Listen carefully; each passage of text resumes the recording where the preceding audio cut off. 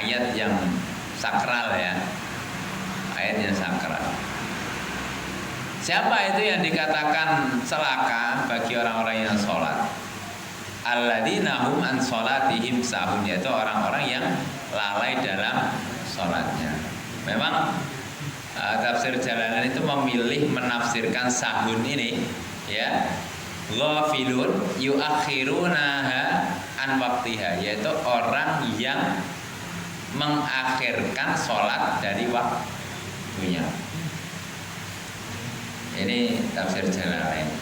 Tapi kalau ada pendapat lain, dan saya yang memilih pendapat itu, maksudnya ghafilun itu apa? Itu orang yang meninggalkan sholat. Itu lebih aman. Antum pernah nggak mengakhirkan sholat, pernah nggak?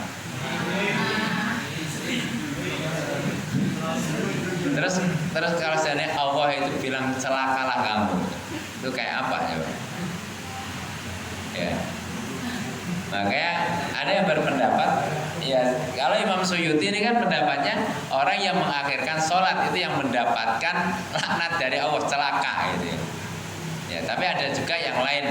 Ini terlalu keras lah istilahnya, apa, mengakhirkan sholat terus mendapat laknat dari Allah. Nah, kalau saya sendiri pribadi lebih memilih pendapat sahun itu apa? Orang yang meninggalkan sholat. Dia itu Islam tapi meninggalkan sholat, itu sahun. Sehingga itu dia benar-benar mendapatkan laknat dari Allah. Ya, itu sebagai pengetahuan ya, sebagai pengetahuan. Oke, tapi kalau antum mau milih pendapat ini ya nggak apa-apa. Tapi ya jangan sampai telat antum. Kalau telat berarti dapat laknat antum. Ya, kalau mau milih pendapat ini. Wah, ketika semangat nyampaikan tafsir, ngajarkan ke orang-orang, antum dapat laknat, telat sholatnya. Suatu ketika antum sendiri yang telat, dibales nanti. Oh, kamu terlaknat kamu, kan bahaya. Ya, bahaya. Oke, tapi tetap ya kita harus berusaha untuk sholat tepat waktu ya. Ketika azan jamaah tetap kita harus mau memaksa diri kita sebisa mungkin untuk sholat tepat waktu ya, sholat tepat waktu. Oke.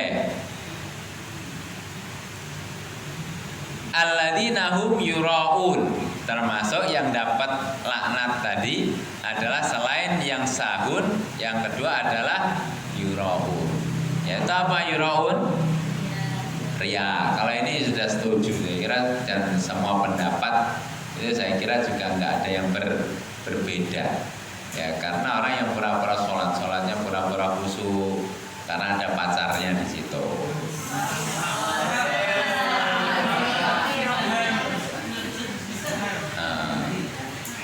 Berangkat paling awal itu kan, wah sini pengen dilihat.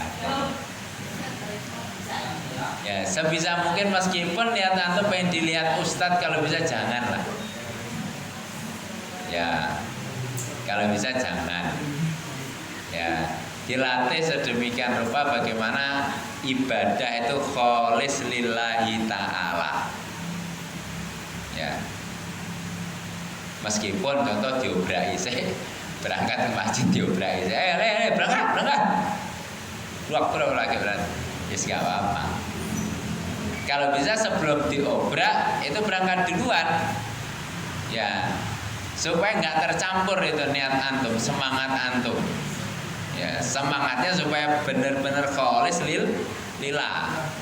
Ya, antum berangkat nunggu diobrai, ini berangkatnya karena diobrak atau karena pengen dapat, atau karena Allah, itu kan masih 50-50. Ya,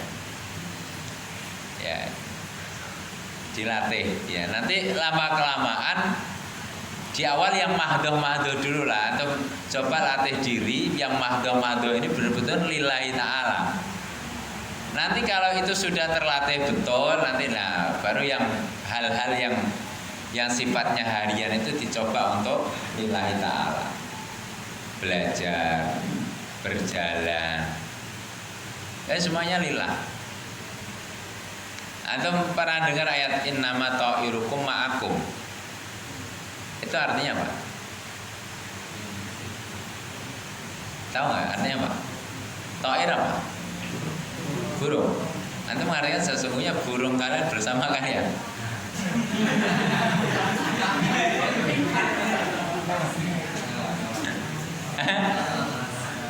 Apa kamu mengartikan gitu?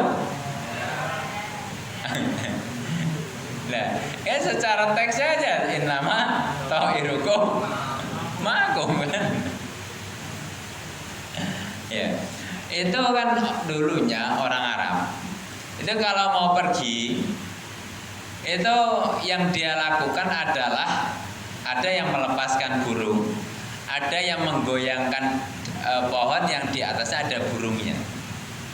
Untuk mengetahui saya pergi ini baik atau buruk. Ketika burung itu saya buka dari sarangnya, ternyata dia ke kanan, oh berarti kepergian saya ini baik. Tapi ketika burung itu saya buka, kok perginya ke kiri, oh berarti buruk, maka dia nggak jadi pergi. Dulu orang Arab seperti itu. Atau ada burung di atas pohon, dia goyang pohonnya itu. Nah, perginya kemana burung itu? Kalau perginya ke kiri, oh berarti buruk, dia nggak jadi berangkat. Kalau perginya ke kanan, dia berangkat, jadi baik. Makanya innama ta'irukum ma'akum, maksudnya apa? Nasib kamu baik atau buruk itu tergantung kalian ma'akum, bukan kepada burung itu. Nah, dikatakan baik atau buruk itu ya tadi orientasinya kemana. Orientasinya mau nonton bola kan? Ketika di stadion mati, kira-kira itu kemana? Ya, tapi bisa jadi ketika di stadion tapi orientasinya lillah gitu. Gimana? Ini hubbul bilad, ini membela tanah air, membela. Ya bisa jadi antum ketika mau pergi keluar rumah itu antum tentukan dulu lah hati antum itu. Ya. Itu kan ada hadisnya itu, ketika kita keluar rumah terus niat kita itu untuk sesuatu yang maksiat, itu kan setan langsung bawa bendera itu. Antum dinaungi oleh setan itu sampai antum kembali ke rumah. Itu ada hadisnya, sahih hadisnya di Ibnu Katsir itu. Kalau antum niatnya lillah, itu maka malaikat akan menemani antum dan membawa bendera itu sampai antum pulang. Ya.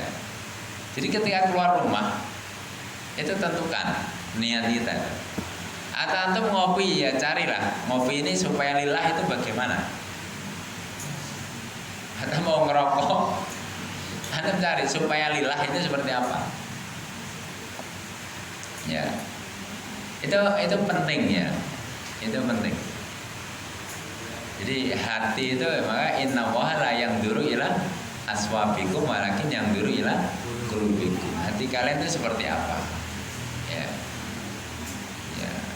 Jadi penting, hati itu penting sekali ya, penting. Bisa jadi yang dilakukan itu baik tapi sebenarnya itu untuk setan.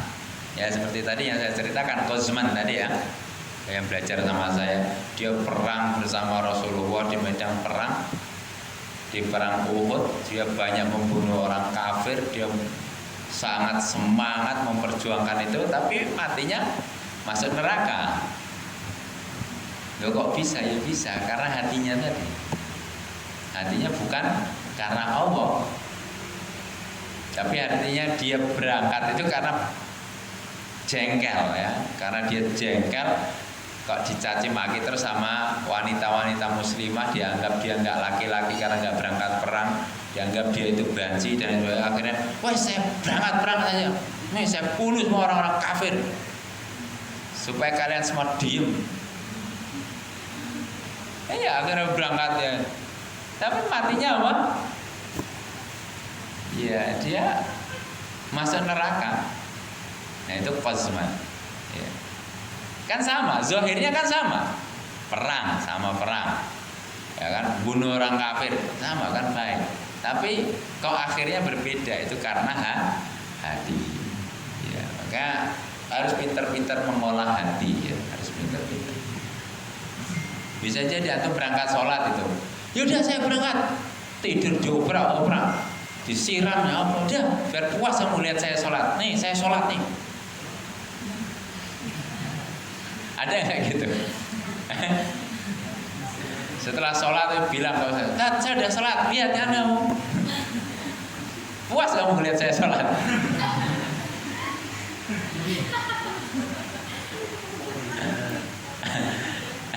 Itu coba. Masa kayak gitu apa mau dikasih pahala kan? Tidak mungkin kan? Memang kelihatannya sama kan, sholat, zikir, khusyuk, tapi kan niatnya beda itu. Niatnya beda. Sama nih antum sedekah dan lain sebagainya, gara-gara antum sudah emosi. Nah ini saya ini ambil semuanya nih. Dia saya nggak makan hari ini, buat kamu semuanya. Ya. Itu banyak dan itu sering terjadi. Hal-hal kecil mungkin sering. Ya. Maka harus betul-betul hati-hati ya. Hati-hati. Jangan sampai kita ngikuti tipu dayanya setan, itu jangan sampai. Nah, ketika emosi ya coba cari yang lain lah. Ketika antum emosi dalam satu momen, cari momen lain supaya hilang emosi itu. Ya, tinggalkan dulu. Hal itu tinggalkan dulu. Baru nanti kita jernih pikiran kita. Ya. Tapi kalau ada suatu masalah terus antum di situ saja, susah untuk jernih pikiran itu susah. Ya, maka beralih dulu ke permasalahan yang lain. Nah, nanti nggak selesai, sama aja antum dedepi itu juga selesai karena pikiran itu ruwet. Ya, pikiran ruwet mau nyelesain masalah tambah ruwet. Ya, nggak selesai justru tambah bikin masalah baru. Ya, itu seperti itu. Oke, riya jangan sampai ya. Riya usahakan lillahi ta'ala, dilatih khususnya ibadah-ibadah yang jelas-jelas ya, itu merupakan yang wajib, itu antum melatih betul lillahi ta'ala. Oke, terus wayamna'unal ma'un. Wayamna'unal ma'un yaitu kal ibrah.